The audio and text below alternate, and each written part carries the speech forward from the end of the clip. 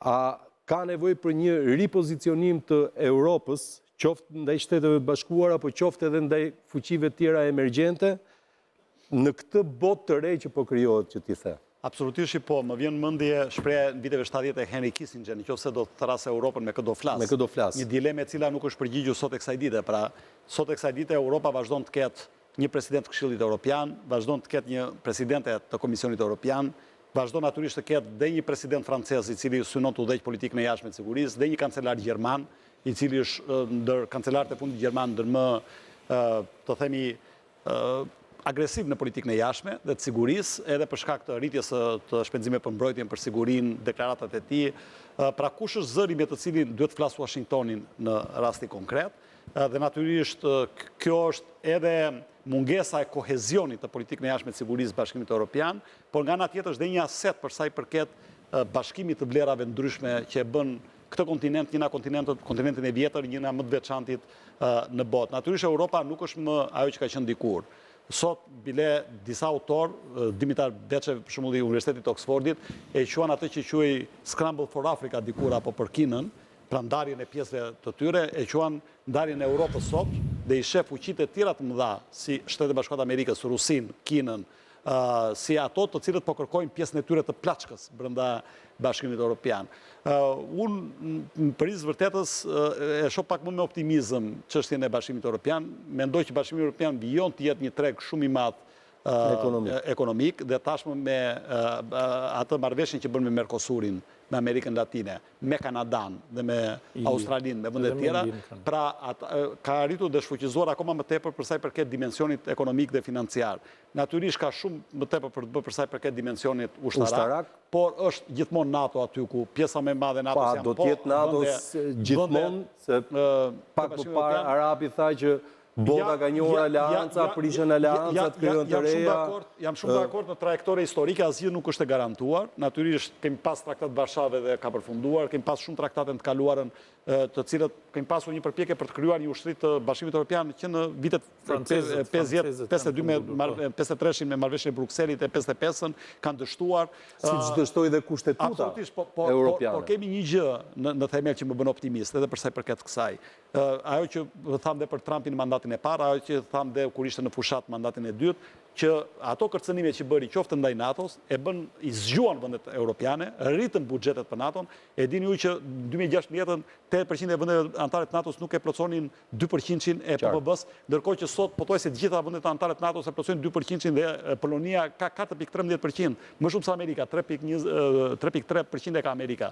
Pavarësisht se Amerika shpenzon në 900 ca miliard, sepse për shkak të Gjermania po ashtu Gjermania, e cila ka arritur thotë dhe në 400 miliard dollar dhe në 2030, në cilën do shkojnë drejt shpenzimeve ushtarake, e tjerë e tjerë. Pra, kjo e ka ndërgjegjësuar, po krijojnë dhe ndërlidhjen ushtarake, pra jo vetëm prodhimin e avionëve luftarak, jo vetëm prodhimin e luftanieve e tjerë, por dhe ndërlidhjen ushtarake nga jugu në veri, nga lindja në perëndim, në mënyrë që nëse do ketë një kërcënim të jashtëm, sot po flitet gjithmonë më tepër në kërcënim nga Federata Ruse, ata e mohojnë, Europa të jetë në gjendje të do të ketë një ombrell të saj europiane ushtarake dhe kjo gjë po flitet për Ukrainën.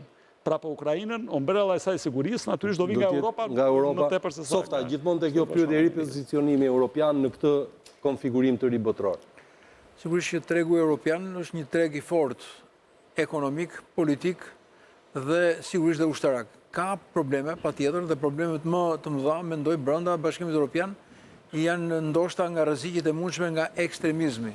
Nëse do të kemi tendenca, siç kanë qenë rastet në Francë, apo në Gjermani, apo dhe në vende të tjera, këto do jenë problematika. Apo Hungaria do jenë problematika për të mbajtur një union të fortë të Bashkimit Evropian. Por ka tendenca, të cilët jo përmendet me drejt Gjermaninë, unë mendoj që do të jetë një superfuqi e shpejt, Gjermania, ka një rritje vetëm thjesht buxhetit, por duke pasur dhe eksperiencat e një shteti të fuqishëm, për flasim për luftën e dytë botërore. Me kushtetutë. Po sa fuqizohet ushtarakisht Gjermania, gjithmonë ka frikë pastaj Historia nuk e përsërit vetën, si të shëgju Santana, por rimon me vetën Nuk e si është mendoj në drejtimin e një shteti ofensiv, por një shteti mbrojtës, po themi për mbrojtjen e vetë të vendet të Bashkimit Evropian, po e shikoj si një superfuqi e cila nga pikpamja ekonomike dhe nga pikpamja ushtarake, mendoni, ka futur në teknologjinë edhe BMW-n dhe Benzin e ka vënë në drejtim të industrisë luftës, për të ngritur një lloj teknologjie të aftë. Ka kompani Rheinmetall, që është kompania më madhe e prodhimit ushtarak në Europë sot.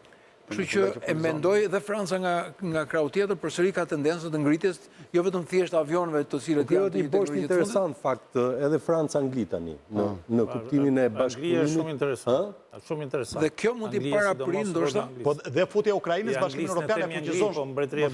Alban, dhe futja e Ukrainës Bashkimin Evropian e fuqizon jashtëzakonisht shumë. Ukraina ka ushtrim më të fortë sot që flasin në Europë, më të testuar.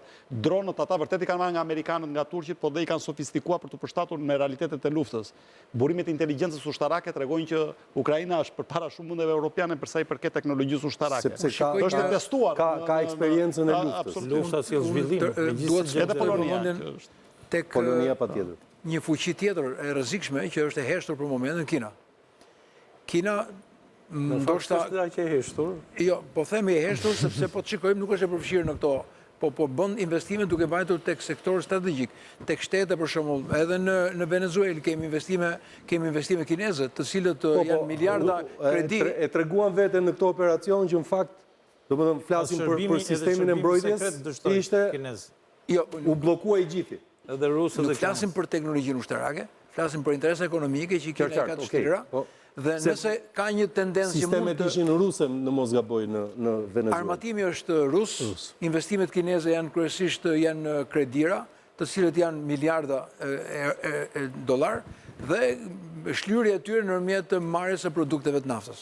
Pra kjo ka qenë tendenca e Kinës. 5% e importeve të Kinës naftës janë nga Venezuela. Nga Venezuela.